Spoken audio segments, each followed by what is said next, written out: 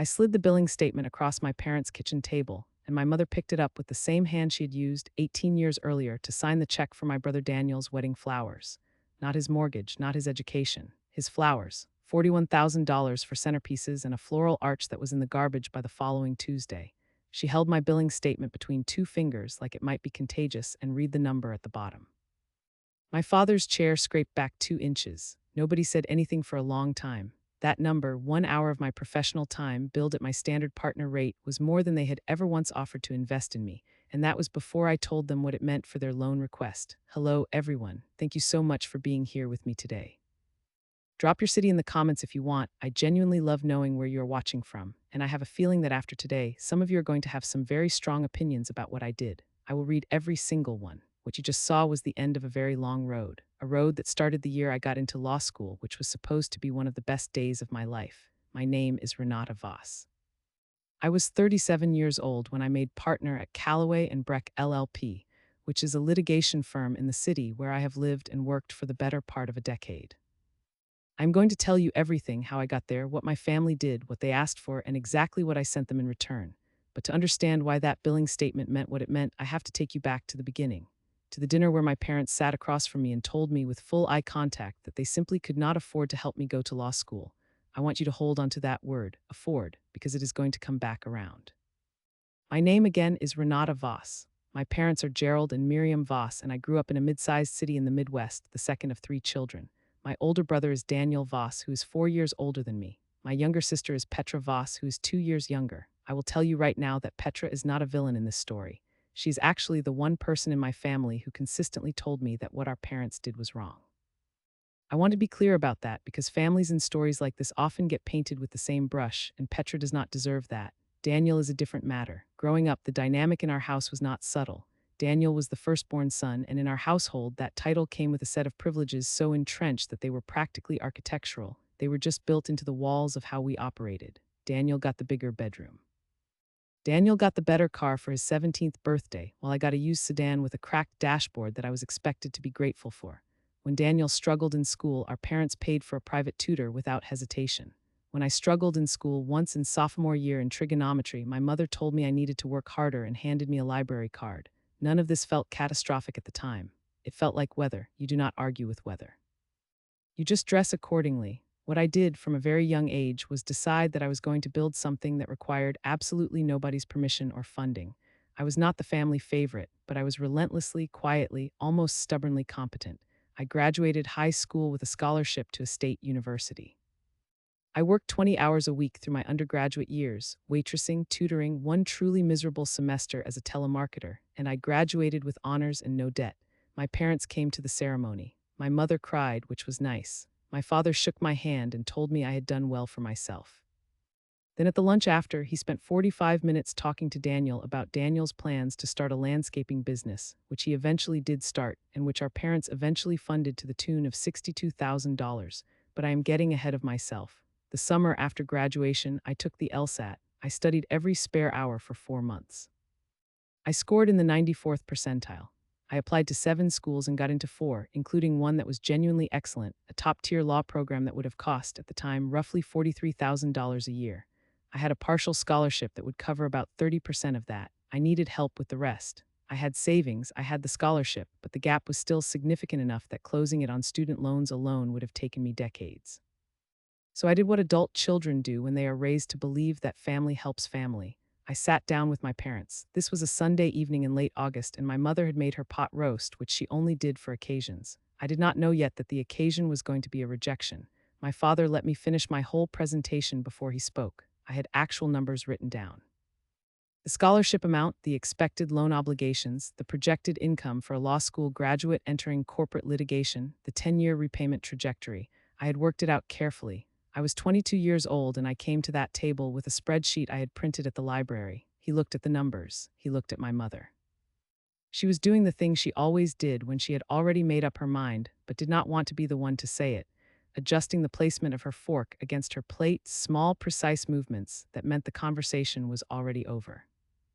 Renata, my father set the paper down. Your mother and I have talked about this, and we are not in a position to take on this kind of financial commitment right now. I remember the specific quality of that silence. It was not the silence of people who had no money. We were not wealthy, but my parents were comfortable. My father had managed the same regional hardware supply company for 20 years. They owned their home outright. There was no crisis. There was just a decision dressed up as a circumstance.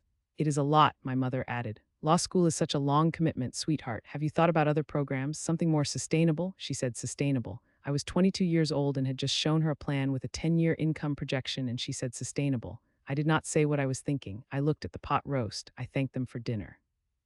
If you have ever been counted out by someone who should have known better, someone whose job it was to believe in you, you know exactly what that silence feels like on the drive home. You know how it hardens into something useful. 3 months later, I enrolled in law school with a combination of the partial scholarship, federal loans, and a research assistant position that paid just enough to cover my books and my electricity bill. I worked every semester. I clerked during summers instead of taking the associate positions that paid better because the clerkships built my resume in ways that mattered.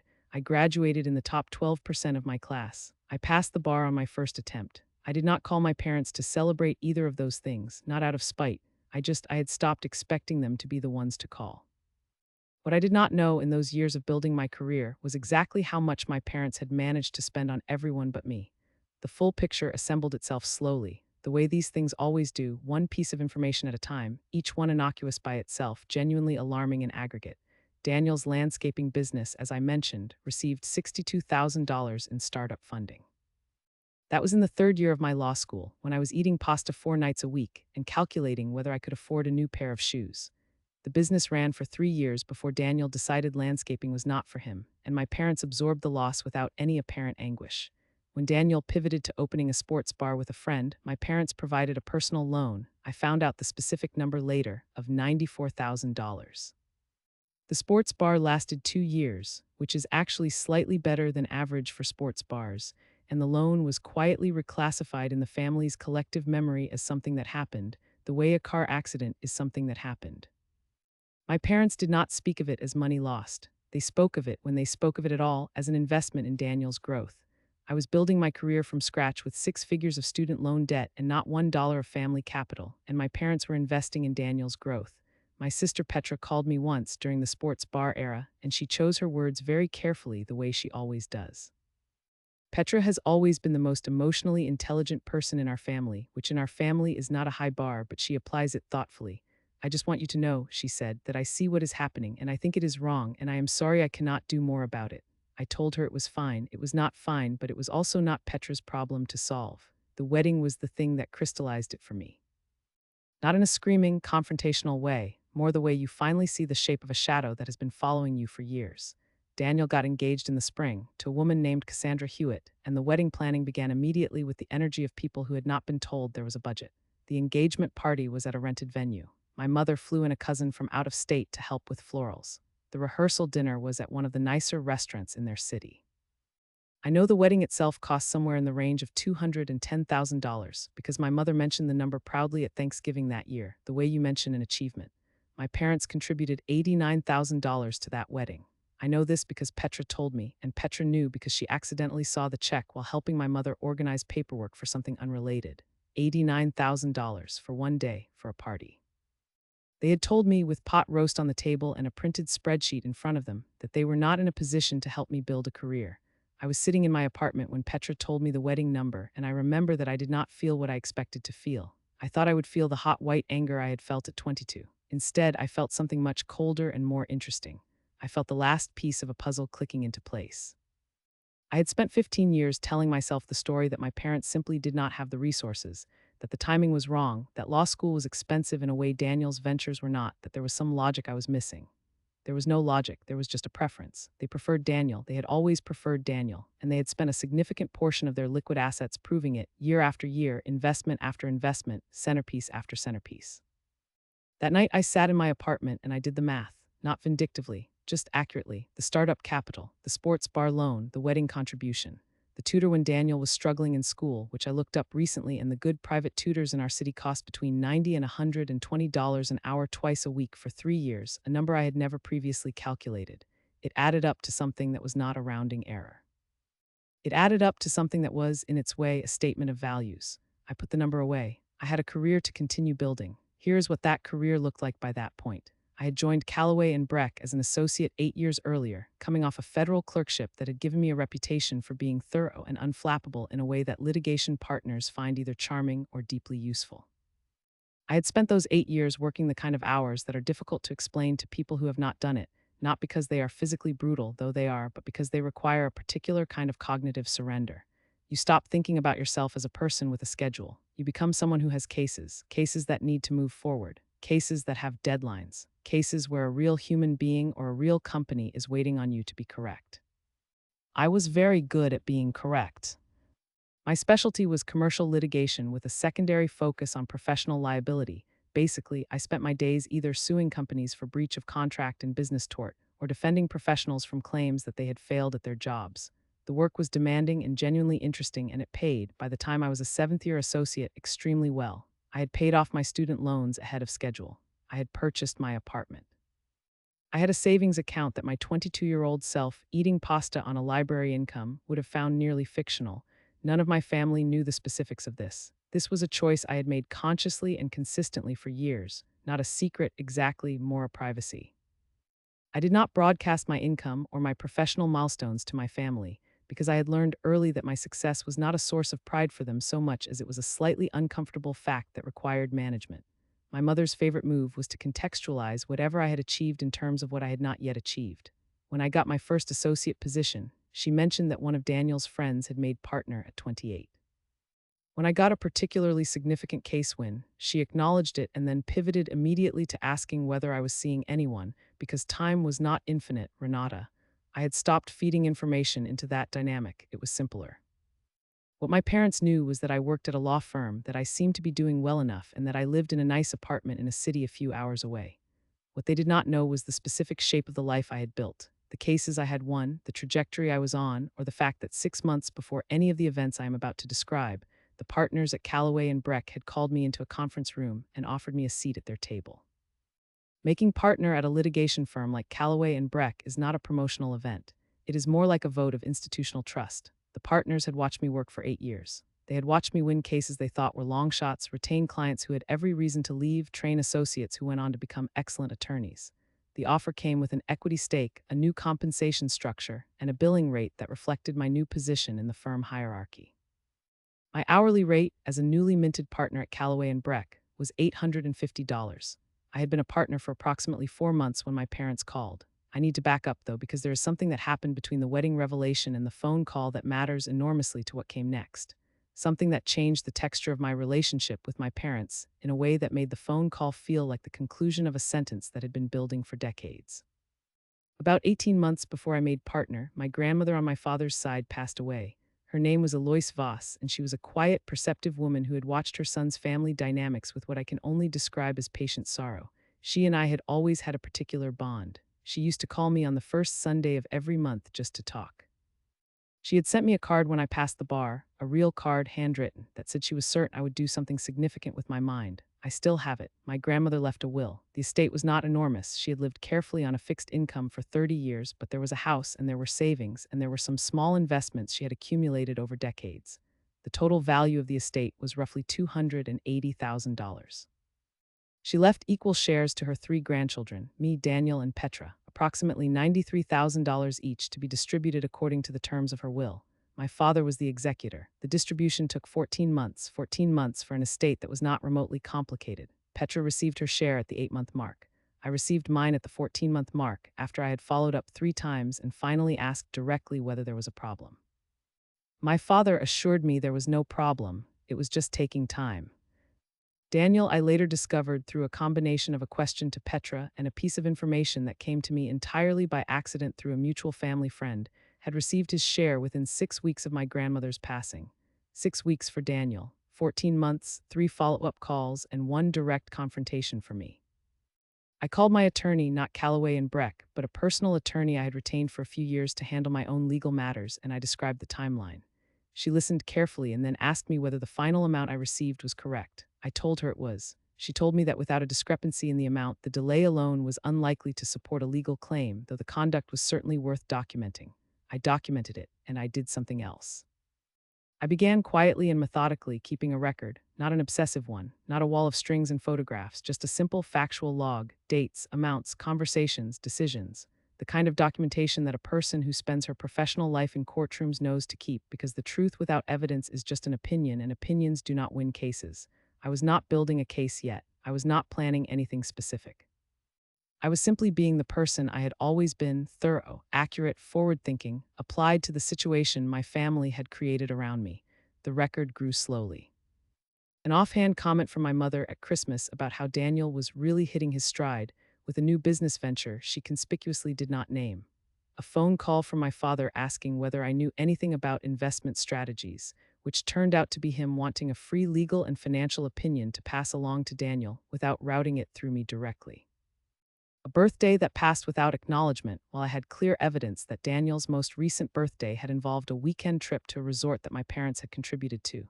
None of these individual items was a crime. None of them was even surprising, really. They were just the ongoing, ordinary texture of being the unfavored child in a family that had never examined its own preferences. What was changing was not the behavior. What was changing was my relationship to it. I had spent years feeling these things as wounds. I was beginning to feel them as data. I want to be careful here, because I am not a person who romanticizes resentment. I am not someone who carried this like a banner, who built my identity around being wronged. I had a genuinely good life. I had work I found meaningful, an apartment I loved, friendships that had survived the schedule of a litigation attorney, which is its own remarkable achievement. I had Petra, who called regularly and always asked real questions and never pretended the family dynamics were something other than what they were. I was not miserable. I was awake. There is a difference. The phone call came on a Tuesday in October, roughly 4 months after I had been officially named partner. I was in my office reviewing a deposition transcript when my cell rang and I saw my father's name. My father did not call me on random Tuesdays. My father called me at Christmas, at Thanksgiving, and on my birthday, in approximately that order of reliability. A Tuesday call meant something specific had happened. I answered, "Renata." His voice had a particular quality I recognized. It was the voice he used when he needed something. Warmer than his baseline, slightly slower, the verbal equivalent of someone leaning slightly forward in their chair to establish connection before making a request. I had heard it directed at other people my whole life. It was the first time I was quite certain I was hearing it directed at me. "Dad," I set down my pen. "What is going on?" There was a pause. "Your mother and I have been doing some thinking about the property on Henshaw." The property on Henshaw was a commercial building my parents had owned for 20-some years, a small mixed-use building in the older part of their city, 2 retail spaces on the ground floor and 2 apartments above. It had been a reasonable investment for a long time and had recently, due to significant neighborhood development nearby, become a considerably more interesting asset. My parents had been talking for at least 3 years about selling it. "We have decided we want to hold on to it," my father continued, "and to develop it. One of Daniel's friends is a contractor, a good one, Renata. He did the Hendersons renovation. You might remember the Hendersons, and he has put together a plan to convert the building into 4 proper commercial units, do the whole thing properly. The numbers look good." I waited. "The issue is the financing gap. The contractor's estimate is significant. And the timing, the bank terms we are looking at are not ideal with the current rates, and Daniel has suggested that a private loan at a better rate, structured properly." "How much?" I said. Another pause. $427,000. I am not someone who has dramatic physical reactions to things. I do not gasp. I do not feel my legs go weak. What I felt in that moment was something very precise, the specific sensation of understanding a complete sentence that has been building word by word for over a decade. They would not pay $43,000 a year for my legal education. They had paid $89,000 for Daniel's wedding. They had delayed my inheritance for 14 months while releasing Daniel's in 6 weeks. They had funded 2 of Daniel's failed business ventures to the combined tune of roughly $156,000. And now, with Daniel apparently involved in a real estate development plan, they were calling me, the child they had declined to invest in, to ask for $427,000.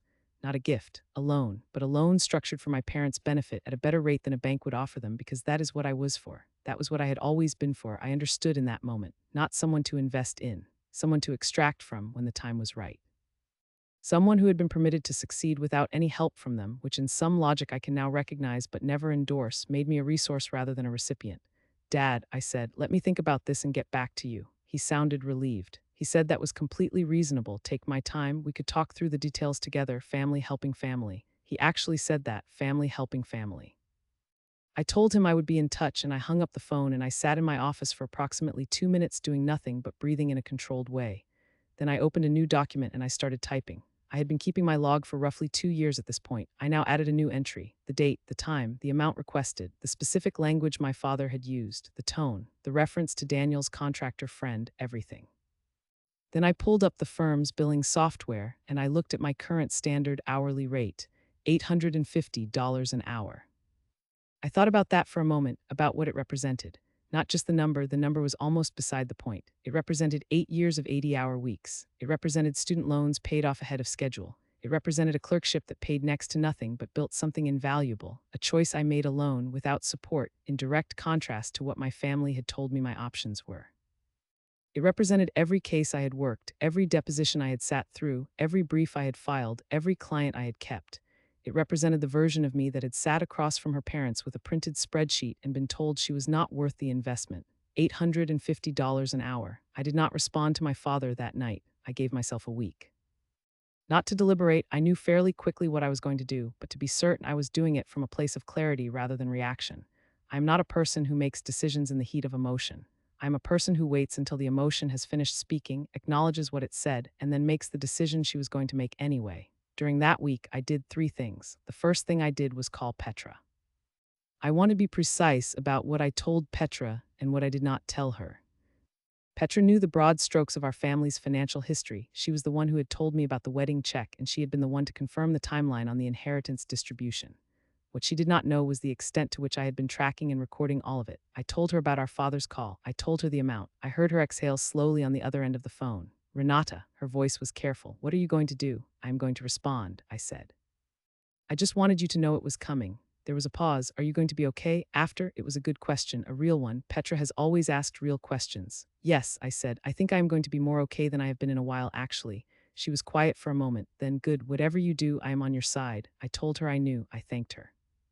We talked for another 20 minutes about completely unrelated things, because that is one of the great gifts of a real friendship or a real sibling relationship: the ability to be present with each other outside of the crisis, to exist together in the ordinary, to remember that the conflict is not the whole of the connection.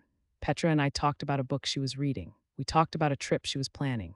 We laughed about something stupid Daniel had posted on a family group chat. It was a good conversation. The second thing I did was spend an afternoon with my own thoughts and my own calculator, constructing what I came to think of privately as the accounting. I was not going to present this accounting to anyone. It was not for the confrontation. It was just for me, a complete, accurate picture of the financial landscape of my family of origin, laid out without emotion.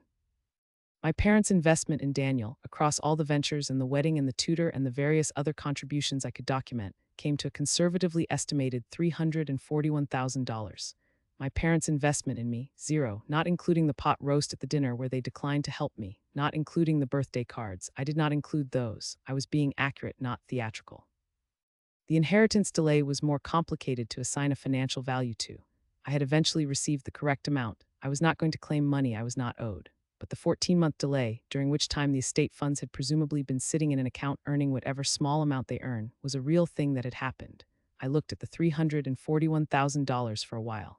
I looked at the $427,000 my father had requested. I looked at my hourly rate. Then I opened a blank billing statement template, the kind we use at the firm, and I started drafting. The third thing I did was review, carefully, what I was legally able to do and not do, not because I was worried about crossing a line, but because I am an attorney and attorneys do not act without understanding the framework they are acting within.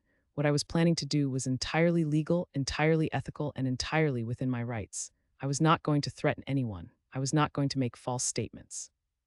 I was not going to do anything that could be characterized as harassment or tortious conduct. I was going to communicate in precise professional language my position on their request. The billing statement I drafted was not a real invoice. It was not a demand for payment. It was, I decided, a form of honesty, perhaps the most honest thing I had communicated to my parents in 20 years. I itemized it carefully. I assigned a conservative number of hours to each significant moment of unpaid advisory, consultation, and emotional labor I had provided to my family over the years. The consultation during Daniel's first business launch, when my father had called me to ask whether there were any legal considerations, 3 hours. The questions about the building on Henshaw that my father had asked me over the years under the guise of casual conversation, I had counted at least 7 distinct consultations, each billable at my standard rate. The inheritance delay, which I itemized not as a penalty, but as a standard rate charge for the time I had spent following up, and the professional advice I had sought regarding the delay, 6 hours. At $850 an hour, these hours accumulated into a number that I will let you calculate for yourself, because it made a particular point about what my time was worth. Across the bottom, in the space where a standard billing statement indicates the total amount due, I wrote a slightly different instruction. I wrote, "Please review this document carefully before determining how you would like to proceed with your financing request." Then I printed it on Callaway and Breck letterhead, my name at the top, my title, and I folded it into an envelope. I drove to my parents' house on a Sunday. I did not call ahead. I chose Sunday because my family does Sunday dinners when we are in the same city, a tradition that had remained intact through all of the above, because that is what families do. They have their rituals and their routines, and they maintain them regardless of what is accumulating underneath. I pulled into the driveway at 6:15 in the evening, exactly when I knew my parents would be sitting down to eat. My mother opened the door.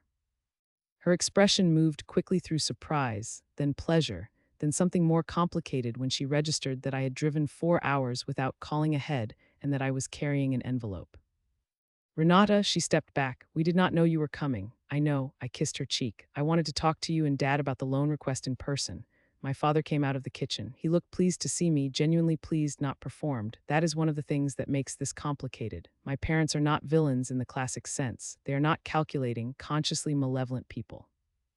They are people who made a consistent set of choices over 2 decades and never examined what those choices in aggregate communicated.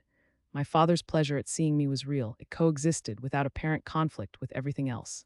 We sat down at the kitchen table. There was pot roast. I noticed the pot roast and thought about the last time she had made it for an occasion, and I felt something settle in my chest, not anger, not exactly. Something more like resolve. My mother offered me a plate. I declined gently. I set the envelope on the table. "Before we talk about the loan," I said, "I wanted to share something with you." I slid the billing statement across the table. My mother picked it up. My father's chair scraped back 2 inches. The number at the bottom was not the point. The point was what the number represented, the cumulative, itemized record of my professional time, applied to the interactions I had had with my parents over the years they had spent investing in Daniel and calling me when they needed advice. The point was the letterhead. The point was the title beneath my name, Partner Callaway and Breck LLP. The point was the hourly rate printed clearly at the top of the page, the rate that reflected 8 years of 80-hour weeks funded entirely by myself, without a single dollar of family capital, in direct contrast to the $341,000 sitting quietly in my mental accounting. But the most important point, the one that sat at the bottom of the statement, in the space where a total due would normally appear, was the note I had written. My mother read it first. Her hand went to her necklace, a small gold cross she wore every day, and she touched it when she was thinking hard about something, her one consistent tell in 20 years. She read the statement twice. Then she set it down with great precision, exactly parallel to the edge of the table. My father reached across and picked it up. He read it again. He looked at my hourly rate. He looked at the itemized hours. He looked at the total. He opened his mouth. He closed it. He turned to look at my mother, and my mother would not look back at him, which told me everything I needed to know about whether she had understood what the document meant.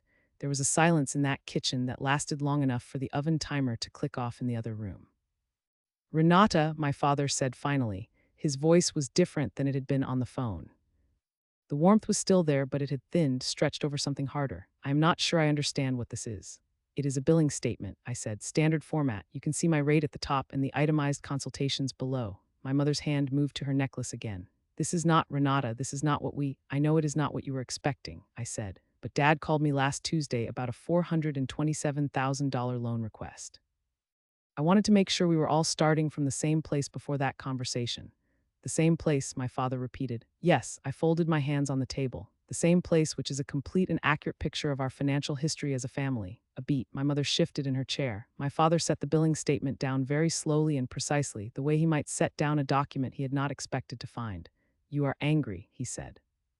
"I am not angry," I said, because I was not. "I am clear. There is a difference between anger and clarity. Anger is hot and it burns and it says things that feel true in the moment and sometimes are not. Clarity is cold and precise, and it does not need to exaggerate because the facts are sufficient." I had spent 20 years working toward clarity about this family and what it had and had not given me, and I had arrived at it, and I was sitting at a table where my mother's pot roast was getting cold, and I was the calmest person in the room. "This is the amount I would have charged," I said, "if you had come to me as a client for the professional services I have provided over the years. I have not sent this as an invoice. I am not asking you to pay it." I want you to look at it because I want you to understand what my time is worth, and then I want to have an honest conversation about your loan request.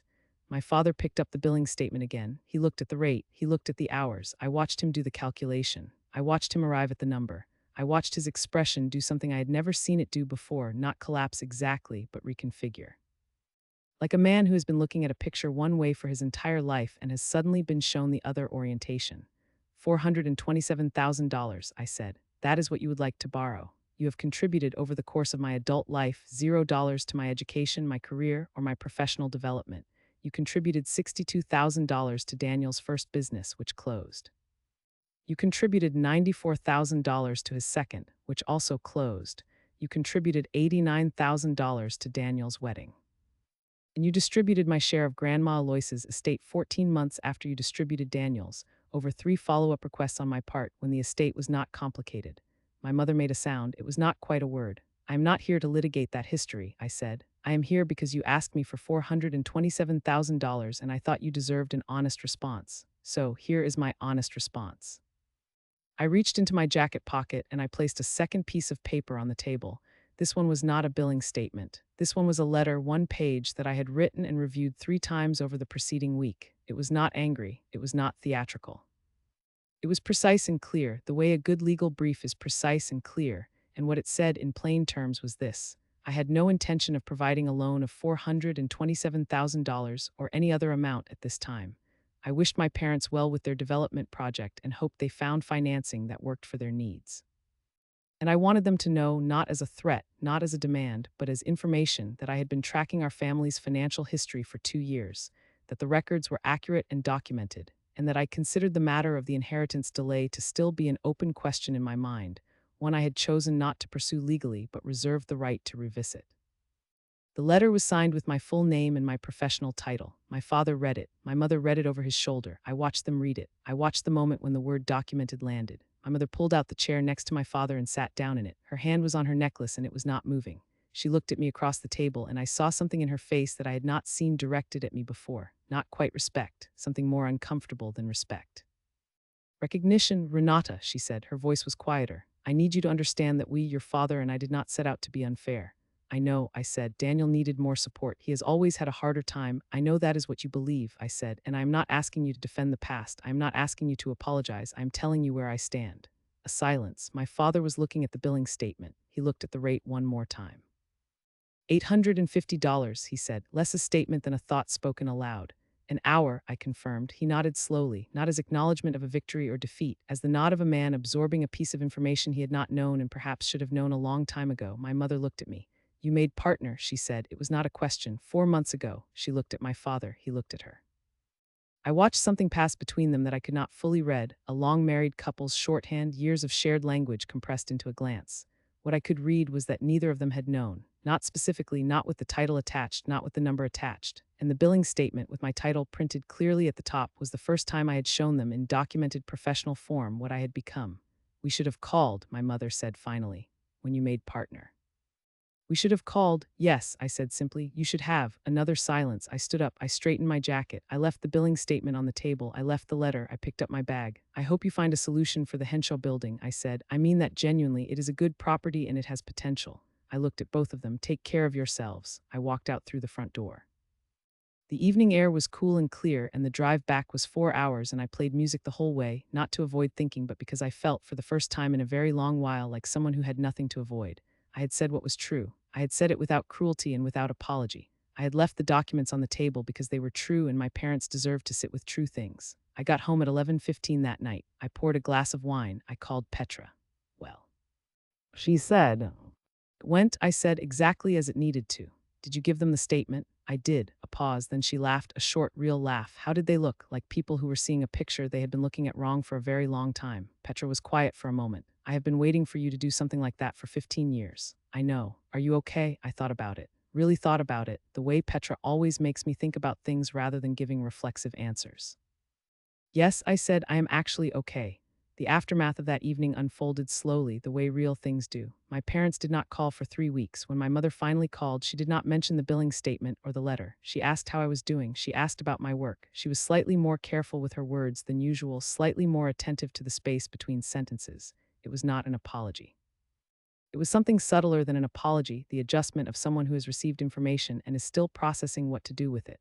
My father called 2 weeks after my mother. He asked whether I would be willing to have lunch the next time I was in their city. I told him yes. We had lunch in December at a restaurant he chose and insisted on paying for, which was not a significant gesture but was a gesture, and my father is not a man given to gestures, so I noted it. We talked about the building on Henshaw. They had found bank financing at a rate higher than they had hoped but manageable. Daniel's contractor friend had begun preliminary work. My father talked about it with the specific cautious optimism of a man who's been burned by business ventures before and is trying very hard not to repeat the experience. I listened. I did not advise.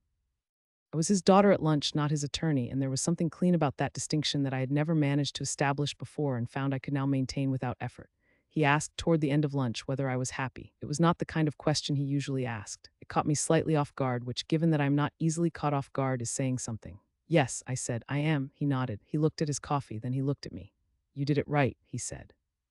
The career, all of it, you did it right. It was not an apology. It was not a reckoning. It was not the dramatic accounting for that you might expect from a story like this. But it was a real sentence said by a man who does not say many real sentences, and I chose to receive it as what it was: small, genuine, overdue, and enough. Daniel found out about the billing statement through Petra, who told him not to make it a thing and who told me she told him so I would not be ambushed. He texted me once, a brief, awkward text that said he had heard things were tense and he hoped we were all okay. I texted back that things were fine and wished him well with the Henshaw project. He did not respond. That was fine. Daniel and I have always been more parallel lines than intersecting ones, and that is probably the honest shape of us. The thing about building a life on your own terms, without the net you expected your family to provide, is that you do not end up owing anyone the version of yourself you become. I did not owe my parents my success. I did not owe them my billing rate or my partner title or my client list. What I chose to give them at that kitchen table was the truth, the clear, documented, unsentimental truth of what my time was worth and what theirs had cost me, not as a weapon, as information. They did not fund my law degree. I funded my law degree and everything that followed from it entirely alone, and what followed from it was a life I am proud of. When they asked for $427,000, I sent them my billing statement, and what my billing statement said, more clearly than any speech I could have given, was this: I know exactly what I am worth. I have always known. I just waited until you were ready to know it too. Some people in my family say I went too far. Some people say the letter was unnecessary, that the billing statement was a humiliation, that I could have simply declined the loan and left it at that. Maybe. But I had been leaving things at that for 20 years, and the accounting had kept running, and at some point a person who is very good with numbers looks at the running total and decides it is time to close the ledger.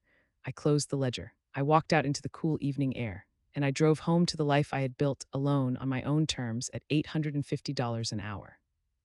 What I have told you so far is the honest version of how a kitchen table conversation became the clearest moment of my adult life, but I have not told you everything, because the kitchen table was not the end of it. My parents absorbed the billing statement and the letter, and I drove home, and I believed, genuinely believed, that the matter was resolved. That I had said what needed to be said, that they had received it, and that we would all live forward from that point with a new and more accurate understanding of each other. I was wrong about the timeline. I was not wrong about the outcome. 2 weeks after my Sunday visit, my father called again. This time the warmth in his voice was different, more effortful, slightly strained at the edges, the way a person sounds when they have rehearsed what they are about to say more times than feels natural. He told me that he and my mother had talked at length. He told me they understood I had feelings about the past. He used the word feelings with the careful neutrality of someone who has been coached to use it, which told me my mother had been the primary architect of this call. He told me that Daniel had found a co-investor who could cover a portion of the financing gap, which had reduced the amount they needed from outside sources. And then, after a pause that lasted slightly too long, he told me they were wondering whether I would be willing to sit down with him, my mother, and Daniel to discuss a revised proposal. I want you to understand what I heard when he said revised proposal. I heard, we received your letter, we do not wish to acknowledge it directly, and we are hoping that a family meeting will allow us to reframe the request in a way that makes it harder for you to decline. I know my family. I have been studying them for 37 years. When were you thinking? I asked. He named a date 3 weeks out. He named a location, their house, a Sunday dinner. He mentioned that Daniel was very excited about the project and would love to walk me through the details personally. I told him I would think about it and let him know. I called my attorney the following morning. Her name is Sylvie Marchetti, and she has handled my personal legal matters for 6 years. Sylvie is a woman of approximately 50 who speaks quietly, moves efficiently, and has the specific quality of attention that makes you feel, when she is listening to you, that every word you say is being stored in an extremely organized filing system. She listened to my summary of the situation without interrupting. When I finished, she was quiet for a moment. "Tell me about the inheritance delay again," she said. I told her the full timeline. The 6 weeks for Daniel, the 14 months for me, the 3 follow-up calls, the exact amounts. Another pause, and your father was the executor. Yes. Did you ever receive a formal accounting of the estate, a document showing how the assets were distributed, the dates of distribution, the executor's fees, if any? I thought about it. No, just the final check. I heard her pen stop moving. Renata, as an executor, your father had a fiduciary duty to all beneficiaries equally. Deliberately delaying one beneficiary's distribution, particularly one who had to make multiple formal requests, could constitute a breach of that duty. It would not automatically entitle you to additional damages, but it would potentially entitle you to an accounting, a formal, documented accounting of every decision made during the estate administration. I was quiet for a moment. That accounting, I said slowly, would show the dates of all distributions. It would show everything, Sylvie confirmed. And that was the moment, sitting in my apartment with a cup of coffee going cold on the counter, when the shape of the next phase became very clear to me. I had not been planning a legal maneuver. I had been planning a conversation. But Sylvie had just handed me something better than a conversation. She had handed me a mechanism, a formal, legally recognized process that would require my father to document, officially and under obligation, exactly what he had done with my grandmother's estate. "If I request that accounting," I said, "and the dates confirm what I already know, then you have a documented record of differential treatment by the estate executor," Sylvie said, "which, combined with the other records you've described, begins to look like a pattern. Not necessarily actionable on its own, but in combination and in context of a loan request that follows years of inequitable distribution, it is a picture that paints itself." I thought about my father's upcoming dinner invitation. I thought about Daniel walking me through the project details personally, excited and charming, in the house where I had been told I was not worth investing in. I thought about how much I disliked losing. "Sylvie," I said, "I am going to accept the dinner invitation. And I am going to need your help preparing for it. I want to be clear about something important. What I prepared for that dinner was not a trap designed to destroy my family. It was not a revenge plot engineered from bitterness. It was a response, carefully proportioned to exactly what had been done, built by a woman who had spent 2 years documenting a pattern, 4 months holding a partner title her family did not know about, and 37 years understanding precisely how her parents operated. I had prepared several things by the time the Sunday arrived. The first was a formal request for an estate accounting, which Sylvie had drafted and which I had signed and which had been served on my father in his capacity as executor of my grandmother's estate approximately 10 days before the dinner. This was entirely proper and entirely legal. It was also a piece of information my father now possessed, which meant he was walking into that dinner knowing I had made that request, and which meant every move he made at that table would be made in the shadow of it. The second thing I had prepared was a summary document, not a legal brief, not a billing statement this time. A clear one-page document that laid out in plain language the full financial history I had compiled, the startup capital, the sports bar loan, the wedding contribution, the inheritance timeline with dates, with approximate amounts where I had them documented, and with sources noted. Petra had confirmed the wedding contribution amount in writing, via a text message she had sent me 2 years earlier that I had kept. The estate timeline was in my own records, corroborated by the dates on my received correspondence. I had 3 copies of the summary document in my bag when I drove to my parents' house that Sunday. The third thing I had prepared was something more personal, and it was this: I had decided what I was and was not willing to accept, not in an angry, reactive way.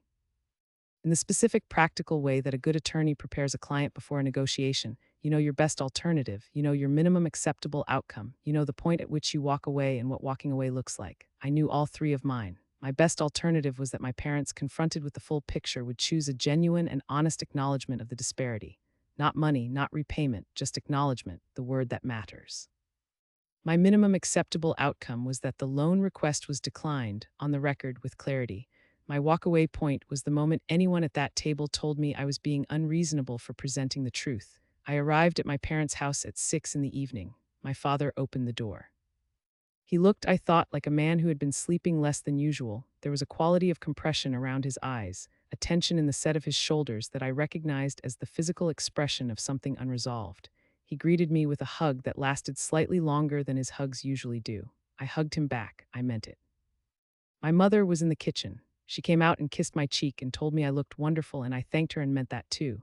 The house smelled like the roast she always made on Sundays, and for a moment I let myself simply be a daughter in her parents' kitchen, because that is also something real, something that coexists with everything else, and I have learned not to flatten complex things into simple ones. Daniel was there. I had not seen Daniel in approximately 8 months, a gap that would have been unusual in a closer family, and was, in ours, simply the ordinary distance between two people who had never been particularly proximate. He stood up when I came in, and he was wearing the specific expression of someone performing ease they do not entirely feel. Daniel has always been better looking than me in the conventional sense, taller, more immediately warm, the kind of person who fills a room with a quality of energy that reads as charisma until you know him well enough to recognize it as need. He needed people to like him. It was not a malicious quality. It was just the operating system he had always run. Renata, he crossed the room and hugged me. It is really good to see you. You too, Daniel. We all sat down at the kitchen table. My mother had said it properly, the good plates, the cloth napkins, the things she brought out when the occasion felt significant. I noted this. I noted it the way I note everything. My father poured wine. He was doing the host thing with deliberate care, the physical business of filling glasses and passing the bread, because the physical business of a dinner gives everyone a reason to be doing something with their hands while they figure out how to begin the actual conversation. Daniel began it. He had a folder. I registered the folder the moment he sat down. It was on the chair beside him, tucked against the armrest, and he had the particular energy of someone who has been waiting to produce a prop. Waited until the plates were served. He waited through approximately 4 minutes of conversation about the drive, the traffic, the weather in my city. Then he opened the folder. So, he said, and his voice had the warm precision of a man presenting something he considers self-evidently compelling. I really want to show you what we are working with here, because I think when you see the numbers, you are going to understand why this project is different from the others. I looked at him. I let him talk. What he presented was, I will give him this, a genuinely coherent development plan. The Henshaw building, the contractor's phased approach, the projected rental income from 4 commercial units versus 2, the neighborhood development curve that had already increased the building's assessed value significantly. He had projected financials out 5 years. He had comparable rental rates from similar properties in the area. His contractor friend had done work I could verify. He talked for approximately 12 minutes. My parents watched him with the specific quality of attention they had given him his whole life, slightly leaned forward, nodding at appropriate moments, my mother's face wearing the expression of a woman watching something she is proud of. I watched them watch him, and I felt something that was not quite sadness and not quite anger but lived in the neighborhood of both. When he finished, he closed the folder and looked at me with the expression of a man awaiting confirmation. The financing gap, I said, is still $427,000. With the co-investor, we have closed a portion of it. We are looking at, he glanced at my father, approximately $280,000 if you were willing to participate. He said participate, not lend, participate. At what terms? I asked. He outlined them. The rate was below market, not insultingly so, but below. The repayment structure was backloaded, meaning the bulk of the principal came due in years 4 and 5, which is a common structure for development projects and also a structure that primarily benefits the borrower in the early years when cash flow is uncertain. He presented it with the confidence of someone who had thought it through and considered it generous. I let him finish. I let the silence sit for one full beat after he finished. Then I reached into my bag, and I placed one copy of my summary document on the table. I did not push it toward anyone. I simply placed it there, face up with the columns of numbers visible. Daniel's eyes went to it immediately. His hand, which had been resting open on the table beside his folder, closed slowly. My father looked at the document. He recognized the format. It was the same clean, factual layout I had developed over 2 years of documentation. He looked at it with the expression of a man who has received a legal notice and is determining whether to acknowledge it or pretend it arrived after he had already spoken. My mother looked at it and touched her necklace. Before we discuss terms, I said, keeping my voice at the same temperature I use when I am in a conference room, and I want everyone to understand that what is about to happen is going to happen regardless of how anyone in the room feels about it. I would like us to look at this together. Daniel picked it up. He read the first column, then the second. His expression did the thing I had expected. It shifted from the surface warmth through several intermediate states and arrived at something that was working very hard not to be defensive. Renata, his voice was careful. I know Mom and Dad have not always. I know it has not been perfectly even. I know that. Good, I said. Then we are starting from an honest place. But some of these numbers are not entirely. He stopped. He looked at my father. My father was looking at the document and not looking at Daniel.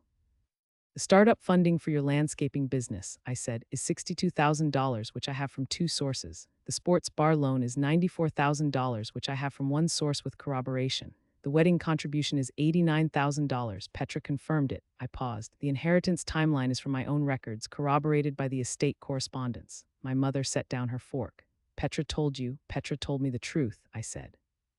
The same truth you already know. A silence. The oven made a small, settling sound from the other room. Daniel leaned back in his chair. He looked at the ceiling for a moment, not dramatically, just the way a person looks when they are recalibrating. Then he looked at me with an expression that was genuinely complicated, genuinely human, and I want to acknowledge that because Daniel has never been a cartoon. He is a person who has benefited enormously from a system he did not create and has never had sufficient reason to examine. "What do you want, Renata?" he asked, not aggressively, something closer to genuinely asking. "I want to have an honest conversation," I said, which is what this dinner was supposed to be. My father put down his knife. He had been holding it without eating for approximately 3 minutes.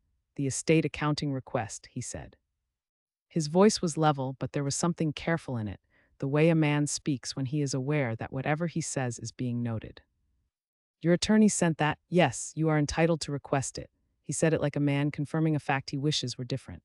"I am." He looked at the summary document. He looked at the numbers he knew were accurate. He looked at my mother, who was looking at me with the expression she had worn at the kitchen table 3 weeks ago, that complicated, uncomfortable recognition. "Gerald," my mother's voice was quiet. "She is right." My father looked at her.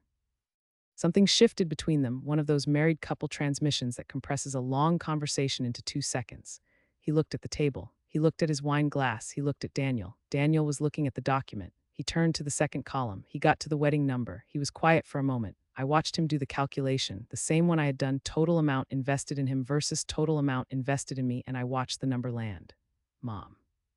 His voice had lost its professional warmth. "You gave $89,000 for the wedding. Daniel, that was, I knew it was a lot. I did not know it was that." He set the document down. He looked at our parents. "And you told Renata you could not afford her law school." Nobody answered him. "I am not going to sign anything tonight," I said. "I am not here to sign anything.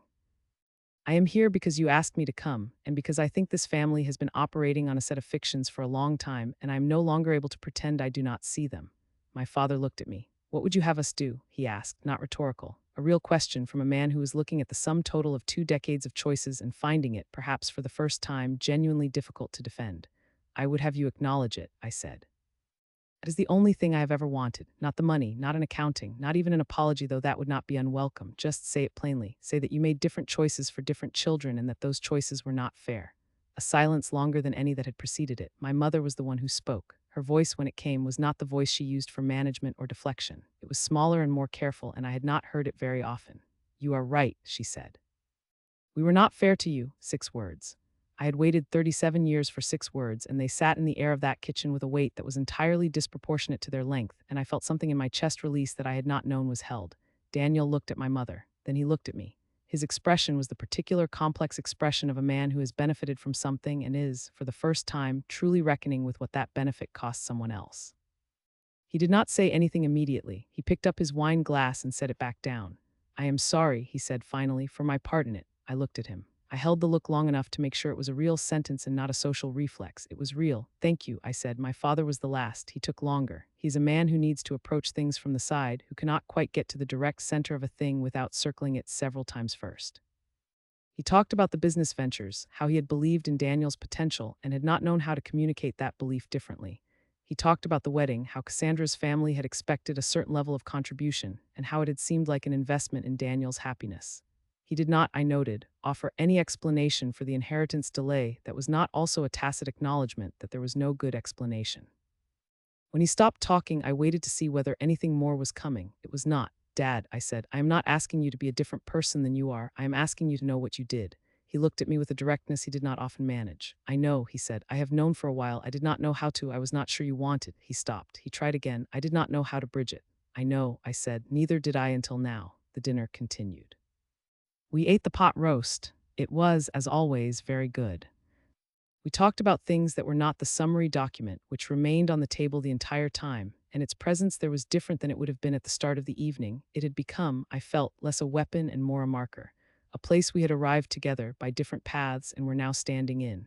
I did not bring the estate accounting request into the dinner conversation again. It had served its purpose. It had established, before anyone spoke a word, that I was not going to be maneuvered out of the truth by the warmth of the occasion or the appeal of family feeling. The formal accounting process would continue on its own track separately through Sylvie, and it would conclude the way legal processes conclude, with documentation that went into a file, and whatever that file eventually showed would either be relevant or would not, but it would exist. Existence mattered. As for the loan, the $427,000 revised to $280,000, I declined it at the dinner table, clearly and without extended explanation. I told my parents and Daniel that I was not going to participate in the Henshaw project. I told them I hoped it was successful. Daniel received this without argument, which I respected. My father nodded. My mother did not try to reframe it. What I offered instead, and this was not planned, it arrived in me over the course of the dinner in the way that the right things sometimes do, was something smaller and more real. I told my father that if he had questions during the development process that were in the nature of general legal guidance, he could call me, not as a client engagement, as his daughter. I was not going to bill him for a phone call. But I was also not going to pretend that my expertise did not exist or that I was not willing to use it on behalf of my family within appropriate limits, now that we were operating from an honest foundation rather than a fictional one. My father looked at me across the table when I said that, and his expression was the one I had seen at lunch the previous month, that nod of a man absorbing something he should have known already. The Henshaw building project proceeded. I know this from Petra, who keeps me informed in the way that she always has, carefully, without editorializing, offering information and leaving me to do what I want with it. The bank financing came through at a rate my parents found workable. The contractor began the conversion in late spring. By the following autumn, 2 of the 4 units were leased. The formal estate accounting, which Sylvie received approximately 6 weeks after my request, confirmed every date I already knew. Daniel's distribution, 41 days after the estate was opened. My distribution, 412 days. The document was filed, it exists. I have not used it for anything further and I may never need to, but it is there, and knowing it is there is in its own way sufficient. There were practical consequences that accumulated in the months following the dinner. My father called 3 times with questions about the development project, genuine questions, the kind he would have paid a consultant to answer, and I answered them as I had offered to. Briefly, accurately, without invoking my hourly rate. Not because the rate was irrelevant, but because the calls were not billable moments. They were my father trying, in the only language he had ever been fully fluent in, practical need to maintain a connection. I chose to receive them as that. My mother and I began talking more. Not dramatically more, but measurably more, longer calls, fewer deflections, fewer pivots away from real things towards social management. She asked me once, several months after the dinner, whether I had been happy in my career. Not whether I was doing well, not whether the firm was treating me right, whether I had been happy. I told her yes, genuinely, and I told her a specific thing I loved about the work, the moment in a case when the shape of the argument becomes clear, when all the pieces you have been assembling separately resolve into a structure that is both inevitable and surprising, like a sentence that you did not know how it was going to end until you got there. She listened.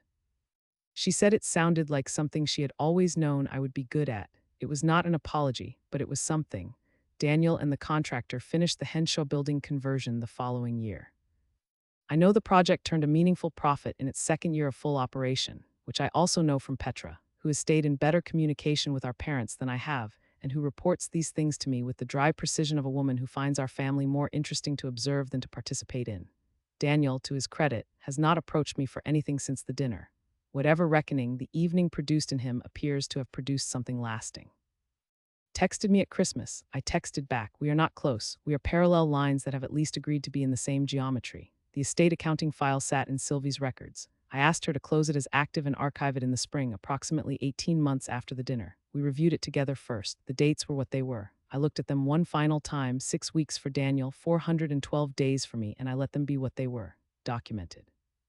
Accurate, finished. What do you want to do with it? Sylvie asked. Archive it, I said. I do not need it for anything. I just needed it to exist. She looked at me over the desk with the expression she sometimes gets, not quite approval, something more professional than that, a quality of recognition from one careful person to another. That, she said, is one of the most legally sound things you have ever said to me. I am a partner at Callaway & Breck. My rate is currently $925 an hour as of this year's rate adjustment. My parents know this. Daniel knows this. The knowledge does not produce the discomfort in family gatherings that it once might have, because the dinner happened and the accounting happened, and the 6 words my mother said in that kitchen happened, and those things cleared the air in a way that is not dramatic or complete but is real. I have a good life. I have an apartment I love with a balcony that faces west, and I drink my coffee there on weekend mornings, and I do not spend those mornings calculating what I am owed by anyone. The accounting is closed. The ledger is balanced, not in money, not in apology, but in honesty, which is the only currency that actually clears. Petra and I talk every Sunday. We talk about her book, My Cases, the things we are reading, the places we want to visit. We talk about our parents with the fond, clear eyed affection of two women who know exactly who their parents are and have made their peace with it. We talk about Daniel with the mild amusement of people who find someone more comprehensible now that the mythology has been stripped away. I do not hate my family. I never did. I just spent a very long time waiting for them to see me accurately, and when they finally did, not because I demanded it, but because I placed the truth on the table in plain language on a Sunday evening with a billing statement and a summary document and the calm, specific authority of a woman who had built everything herself, it turned out that being seen was enough. It was always going to be enough. I just had to stop letting them pretend it was not necessary. My name is Renata Voss. My parents refused to fund my legal education and asked me 18 years later for $280,000. I sent them my billing statement, and then I sent them the truth, and then I sat down to dinner with them and waited while they decided what kind of people they wanted to be going forward. They chose better than I expected. That does not erase what came before. It does not have to. If there is someone in your life who has been counting you out for years and then turning around to count on you when it suits them, you are allowed to know what you are worth. You are allowed to put that number on a piece of paper and slide it across the table. You do not have to wait until they ask you to. You do not have to perform smallness for people who benefit from your smallness. Your worth is not a secret you owe anyone. Hit that like button if this story landed with you today and share it with someone who needs to hear it. Drop a comment below. I want to know what you would have done with that billing statement. I read every single one.